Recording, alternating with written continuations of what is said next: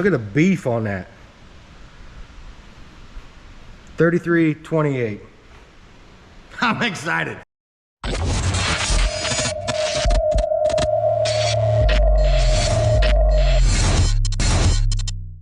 everybody, welcome back to On the Brink. We're back on the red truck today.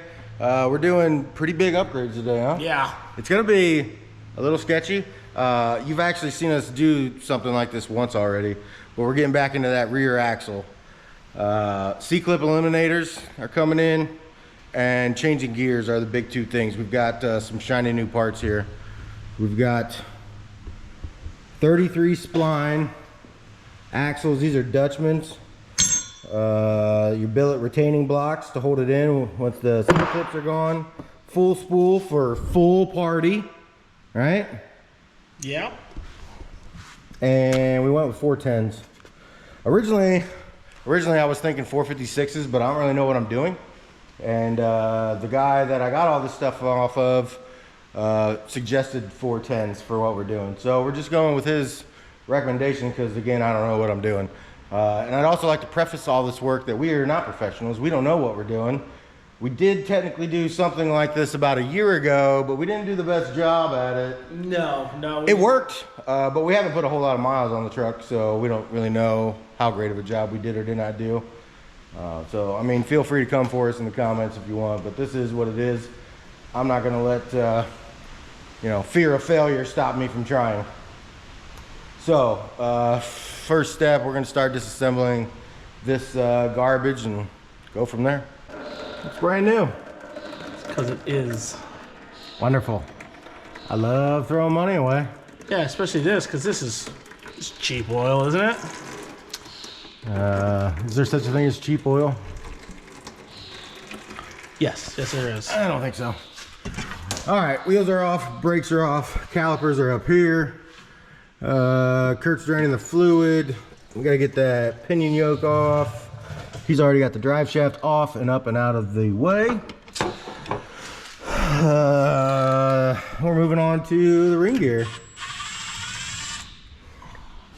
I would like to preface this that the company we got this for got Torque Differential, who you should check out if you're looking to beef up a 10 bolt, because they're the only people I know that I could find that do this.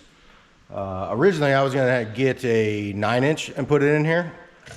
I also thought about a 488, but then I found these guys who make the stuff to beef up these 10 bolts, and I figured that's way more interesting to get a beefy 10 bolt or to do the work yourself and just buy, a 9-inch and just toss it in there.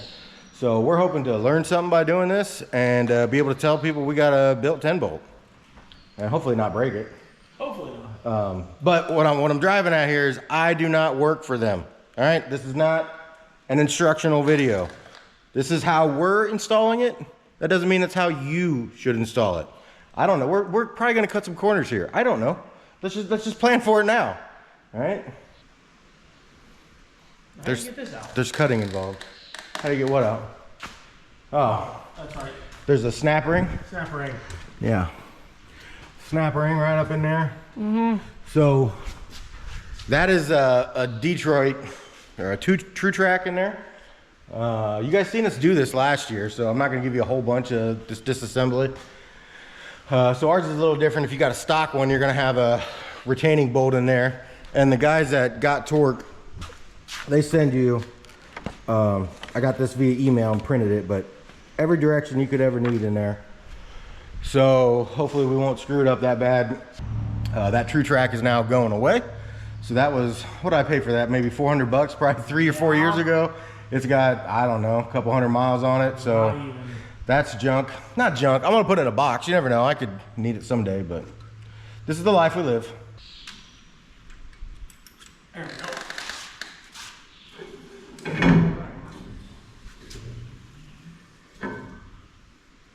One axle out. There's your C-clips. That's where your C-clips go in right there. We won't be needing those where we're going. This is a stock 342 gear, and the locker is out now. That 342 does not work well. Excuse me, does not work well with that T56 we got in there. I've got to slip the clutch, something fierce. And that gear has 200,000 miles on it. So we're done with that. Like I said in the beginning, we're gonna upgrade to the 410s, but that's out. Now we got to get these parking brake retainer jobbers off. Ours are in real good shape, as you can tell. 4 bolts here. You've also got to take your brake line off here. I didn't want to do that. The problem is that the parking brake is attached to it. But then I remembered we cut our parking brake many moons ago. We don't need a parking brake where we're at, do we? Nah, it's flat. So I just disconnected this and we should be good there, but you will probably have to disconnect your brake lines there if you're doing this, you know, the right way or the normal way. What are we doing now, Dylan? Well, I think this is just gonna hammer out, but I'm afraid to hammer on stuff because of things like that. Oh, that wasn't that bad. Oh, it's giving us some stuff back though. That's good. Okay, there. That's off. I'll probably lop that off shorter. Okay, that was less dramatic than I thought it was gonna be. Do we think this? We're calling that dirt, right? We're calling that This is dirt here. old shield. The old dust shield. So we can reuse it though, right? We can try. Yeah, I think we do have to flatten these bosses down here. I'm gonna have to put a grinder on that and flatten them down, but this, I think it's strong enough we can use it. You wanna take that off my stomach? I was looking at the bar. I think it's strong enough we can reuse this. Now, why do we have to flatten those down? I'd have to reread the instructions, but oh my goodness gracious. Oh, that's like a seal. Yeah. Yeah, see, you learn something new every day. No, that's the old shield. That's the old dust shield. Oh, is that metal? Yeah, that's metal. It used to be metal. It's rust. Okay. I hope we didn't need that. No. I have to flatten these down because I believe, I'll have to double check, so don't quote me yet, but this is where them retaining blocks are going to bolt up to here, and we need this distance back. We need to gain it back because we're about to the point of no return on this because this right here, we're going to have to cut this. We're gonna have to now start getting into teeny tiny measurements, which if you guys know, I'm really good at and I love. And we're gonna have to cut a bunch of this off once we get this bearing out of here. And at that point, it's over. But yeah, we gotta shave this down. So save this when you take it off, even if it looks like this. I think it'll be all right. Moving on. All right, time for the bearing to come out now. I did have to buy a bearing puller. You don't have to buy one if you don't want one. You can rent them from the parts store. I think they just give you all your money back when you bring it back. Is that right? Yeah, but you have to buy the parts from them or something, right? So I don't know. I've never done it. If I find a reason to buy a tool, I'm going to buy a tool. I see it as an investment. So I now own a axle bearing puller. Kurt's going to pull it out. See if this works. Slide that bad boy in there. Do that.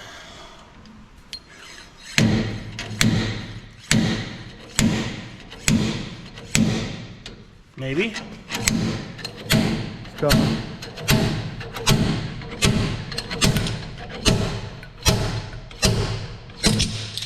Got it. Proud of you. Thank you. What's that bearing look like? Can we look at it? Yeah, It's probably, perfectly fine. I don't know. I assume it's probably 200,000 mile bearing. I don't know if this thing's ever been rebuilt. Oh, I doubt it. All right. One more of those to go, and then we're gonna have to start doing measuring and cutting. So now's the point where I start getting nervous, and I think about taking a break because I'm scared. But we'll just power through. I'll let Kurt do the measuring because he won't let me measure anyway.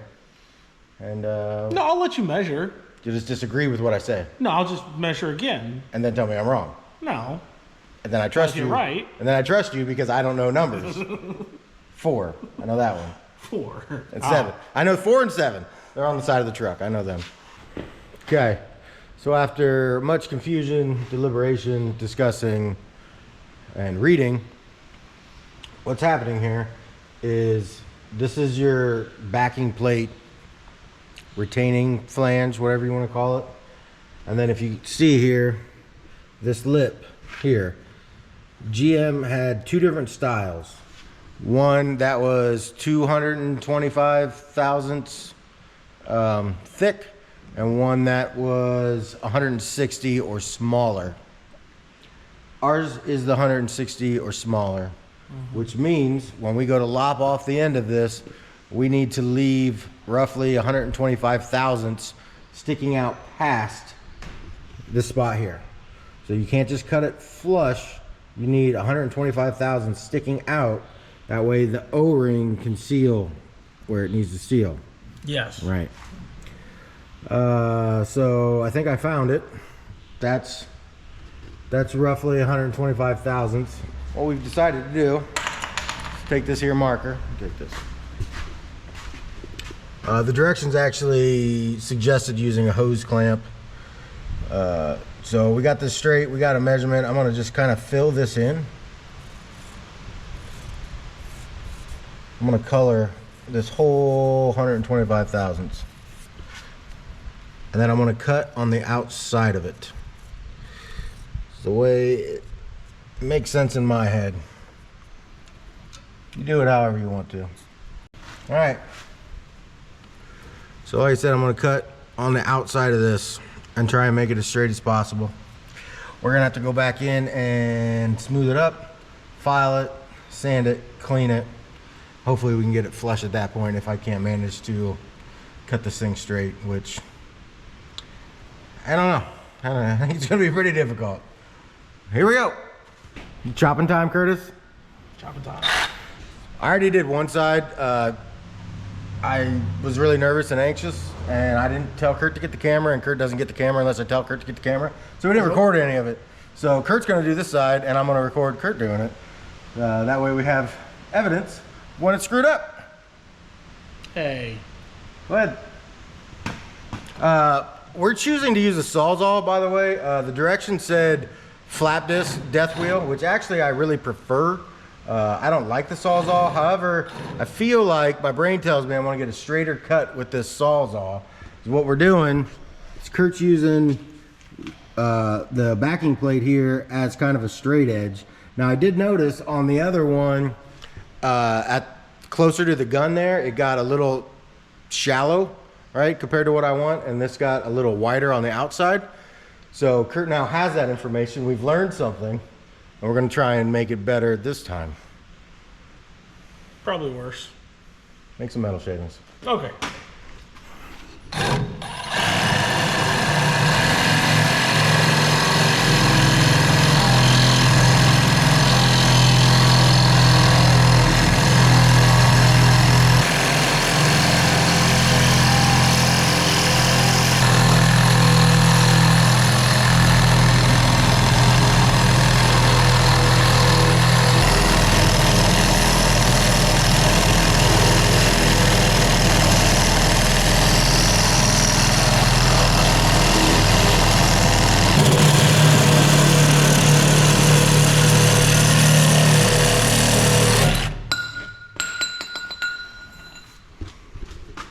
Okay, there it is. There's the lip we're left with. We'll get the old micrometer out. Same thing happened here. It's a little thin, looks like, on this side compared to this side, but we can, grind this down and take, we'll get this fairly level. The other side, we got it put together already. The O-ring felt really good, so I'm not super stressed about it. Again, this is not instructional. We don't work for these people. Put it together the way you want to put it together. Follow the instructions better than us. Mm-hmm. What grit you got on that? I don't know, the one that was on here? Yep. Well, while Kurt's cleaning up that axle, I gotta clean these up. We got all these raised bosses here. They gotta go flat. I already done these two. We just need to clean them guys up, make them flat again. So I'll just I'll put those in my mill and we'll get started. It's a hand mill.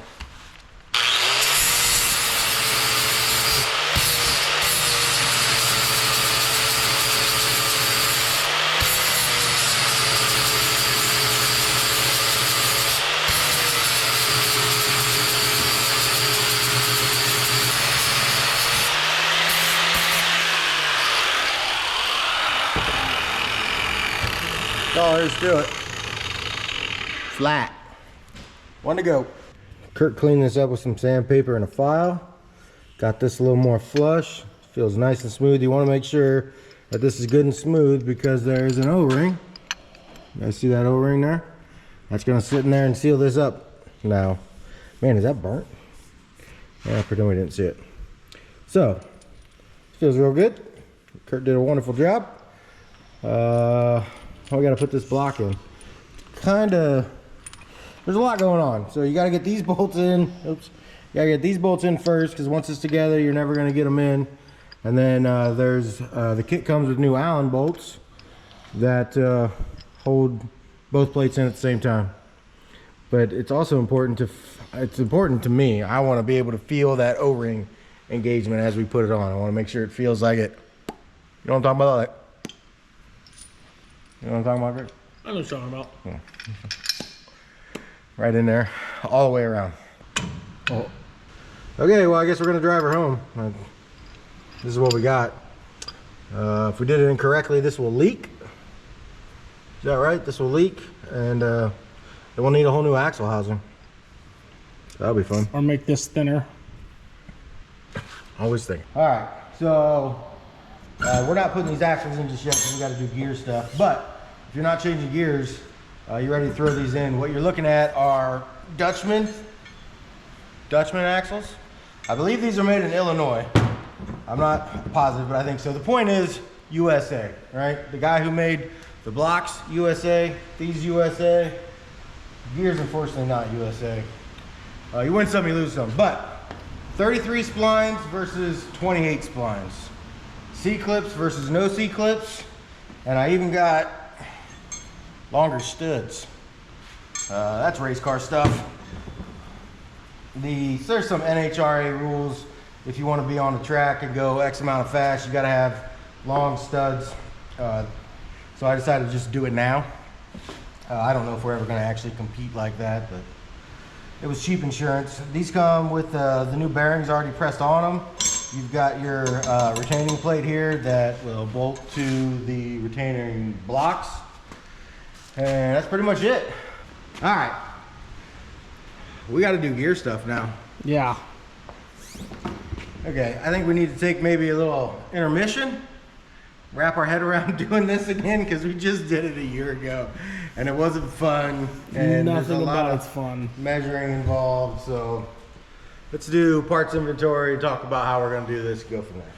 Okay, we're on to putting the ring gear onto the spool.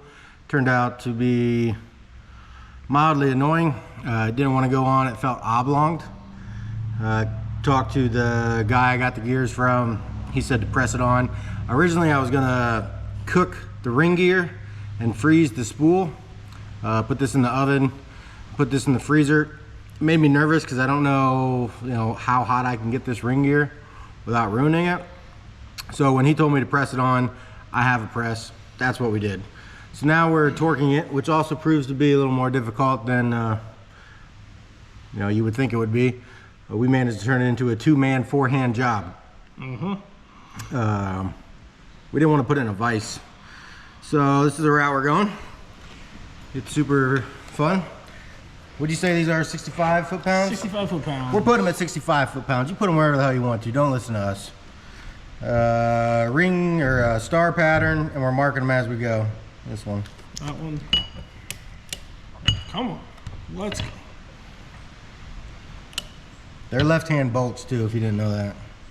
It doesn't feel awkward or wrong or anything.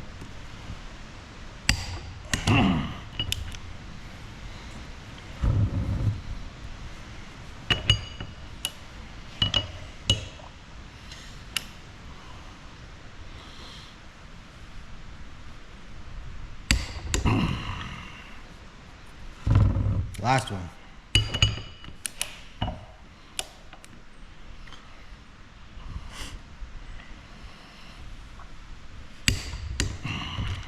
Okay, ring gear is officially installed onto the spool. Now we get to set up the pinion. And press bearings on this. Oh yeah, we got press bearings on this too. I don't want to do the pinion. I really want to shut her down for the day. But if I shut her down today, there's no telling when we're going to get back to this. So we're going to keep going. No surrender. I want to though. No. Okay, so this is the old pinion bearing that I took off the old pinion. We've got to set that pinion up, the depth up, before we put the crush sleeve in. And I don't want to press the bearing on because you got to get shims behind it. Can't really press it on a whole bunch, on and off a whole bunch, will ruin it. So I'm going to take the old pinion bearing I have and waller it out so it just slides on, so at least we have the right spacing. We can figure out our shim length there, and then once we figure that out, we'll put the good bearing on for the final time, hopefully. But when in doubt, waller her out.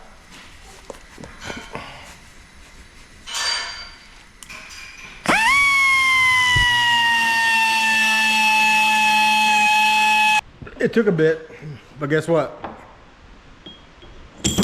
I got it. All the way down there. So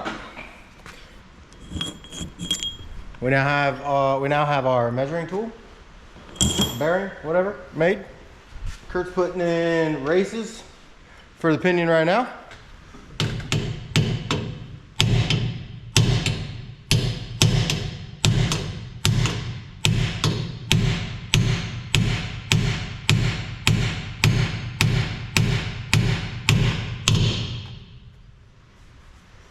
There she is. Last tap, just to make sure. Oh, it's definitely home. Yeah. Home sweet home. All right. Now more measuring. We're done with cutting at least. Oh, Kurt pressed the bearings on. Kurt pressed the bearings on here too. Yay. We're getting close actually. I'm starting to feel better. Yeah. I mean, we got a lot of nonsense to start dealing with, which is going to get frustrating. Shimming, everything needs shimmed. This is going to need shimmed. This is going to need shimmed.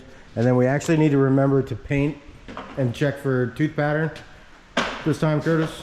Yeah, we didn't do that last time. You want to remember to do that this time? Remember? Yeah. I remembered you didn't have the paint. No, I did have the paint. No, you didn't. Yes, I did. I'm sticking to my story. Well, we literally have footage. I literally was holding the paint and said, we forgot to do this. Yeah.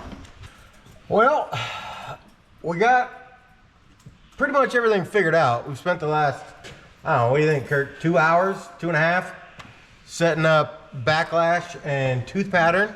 Yeah. So I bought a new pinion. You join here. This is a forged unit. Even though last year I bought a bigger one, a 1350, which kind of started this whole thing. This is also a 1350, but forged, all right? So I took that fuse out of the link, but I can't get the socket, won't go in this sucker.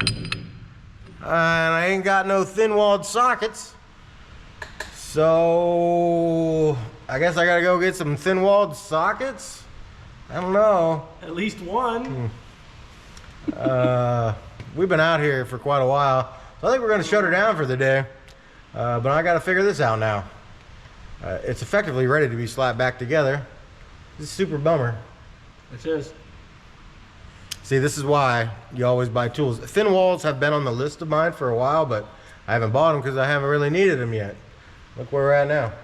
I mean, I have one at home. Oh, well, that's good. That's good. That's wonderful. It's an hour away. That's great. Wonderful for me. You have one of these at your house? A thin wall, yeah. 1 1/4 inch. Yeah. It's 2 days later.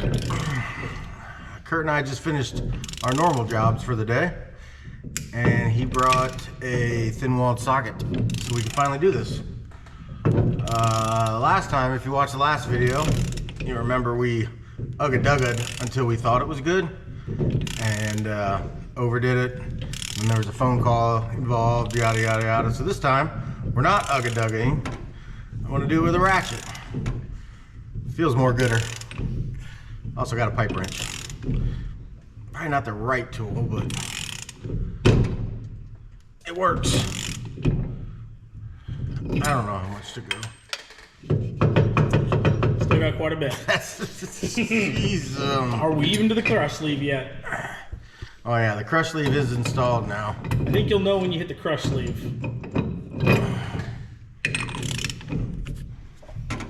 It's pretty hard. Am I hitting the... I might need this. You might have just hit the crush sleeve. No, I might need an extension because now I'm getting into the U-joint. Oh. A little extension. There's the crush sleeve. Something happened. Something changed. Nowhere close though.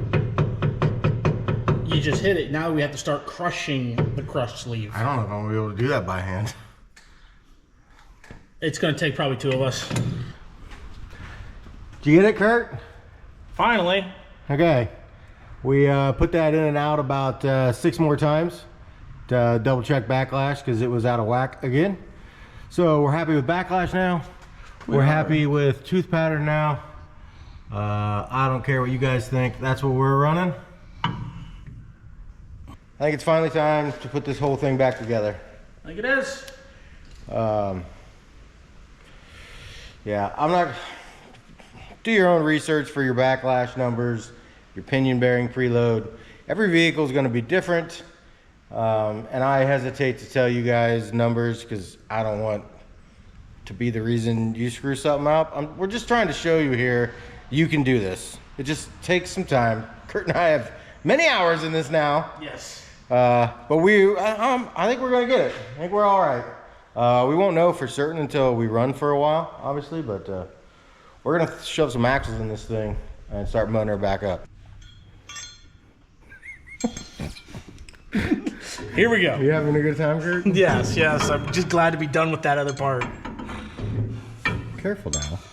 There's no bearing in there. Or no, not bearing. There's no seal in there.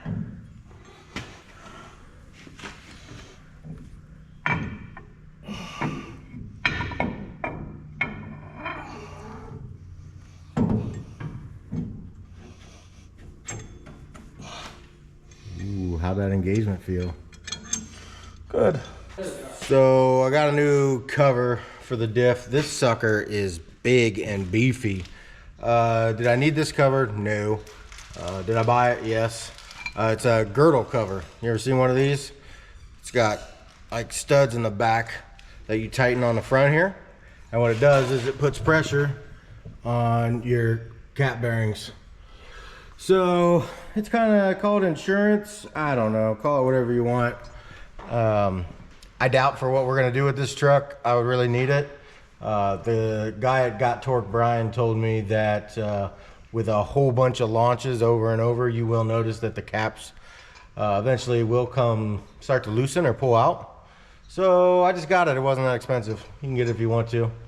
I have, as you can see, way too much silicone on here, so that should work perfectly. I think it's cured to the right stage. We're gonna slap this thing on here and we're just about done. Yeah, we are. What are you doing, Kurt? Pulling this back off. Yay, why? Yay. I love redoing things. Why? Because the nut, when you put it on this bolt here, hits our lug nut. I lug studs. Lug studs. Yeah, so when we put the Tefloc nut in here and tighten it all up and you spin the axle, it hits the nuts. So we are inverting them. Nuts will go on the inside, bolts will go through this way, but we have to disassemble in order for that to happen. Yes. Joy. Joy. Like, so you took apart the diff 15 times and put it back together. So now we get to do the axles twice. Twice. Yay! Yeah. Wheels and tires are going back on. Why do I gotta lift this? I already did the other one. Always complaining, this guy. Ooh, nice technique. There's a lot of leg I seen there. Lifting, twisting, and a jarring motion. Yes. The studs don't even look like extra long because of the stupid wheels. Oh, I've been thinking about these wheels too. I think they might go. What? Why? Because this... For all the work you've done in them? You see this? You guys see this line right here? This is not part of the tread. I'm having issues. And I'm not sure how to fix exactly. Well, I know I have options, but... Let's cut the rust off. I hate all the options. I don't want to cut the rust off. Why not? Because then it looks like I tried to hide the fact that it has rust. And I like the rust. You're cutting your tire, though. Yeah, that is happening. That is happening. That is happening. It's going to be great when we have a blowout going down the road. Well, these just need smoked off. They're junk now. Oh, okay. I mean, they are. Who knows when they're going to go.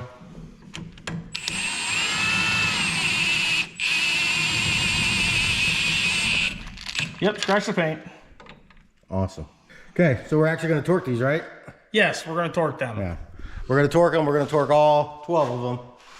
And I'm going to be a witness. You're going to be a witness. And we're going to... Make sure it gets done. Yeah, we have a history. We're going to record it. We have a history of not getting lug nuts completely tight all the time. Happened one time. Twice. Three times. 3 times? Do you remember what happened when I took this wheel off? One of them came off by hand. Oh, yes. Yeah. It literally just happened. So we're idiots. All right, we're back again. It's been about a week since we've been trying to finish this job up, but Kurt and I have these things called day jobs and other responsibilities. We're not wealthy YouTubers by any means. No. Speaking of wealthy, this stuff here, it's the last step. We're gonna add this in. You know, we run Schaefer's here. Not the cheapest, but boy, it's good oil. And in my money, it almost feels like insurance. It's that good. How? Now, I will say, this stuff that I chose to run, it says for Harley Davidson transmissions. You guys see that down there? It also says, and high performance differentials. So, I think we're good. We're high performance. Yeah, we're definitely high performance. Yeah. So, I'm going to jam some of that in there, and we're going to call this project finished. I know we didn't give you a whole lot of info. This stuff is 75, 140. I don't know if that's right either. We didn't give you a whole lot of info in this video, but just keep in mind, the whole point of this video was to make you guys aware that you don't have to be scared of projects. All right, you could pay someone to do this. You could pay them a lot of money. I've now learned that differential guys, guys who build rear axles, I understand why they charge a lot of money. Mm-hmm. This was not fun. But we did ourselves. No proof that it's good yet because we haven't driven it, which we should do, but I'm not happy with the AFR right now. I'm afraid I'm going to blow things up, and we're going to make some other changes because that's what we do. We just make changes before we actually, do a whole bunch of testing. But the point of this video is just to show you guys not to be afraid of anything. You can do this. Take your time, read the instructions, watch some other YouTube videos, talk to some people who have done it before. You can make it through. If we can do it, anybody can do it, right? Yeah. I mean, pretty much. Yeah, that's a pretty valid statement. Now, if you are building a 10 bolt, talk to the guys at Got Torque Differential. Brian will set you straight. This guy knows everything about everything. Amazing customer service. I was texting him on Saturday, right? We're out here in the shop trying to figure this out. I got random questions, and he's answering text messages. And I'm not special, right? He didn't give me parts for free and asked me to make this video. He probably is not going to like this video, to be completely honest with you guys. But it exists now. Great customer service, great dude to work with, makes killer parts. So look him up, Got Torque Differential. We're going to pack this thing up and move on to other projects while Kurt is here. So until next time, we'll see you guys in the future.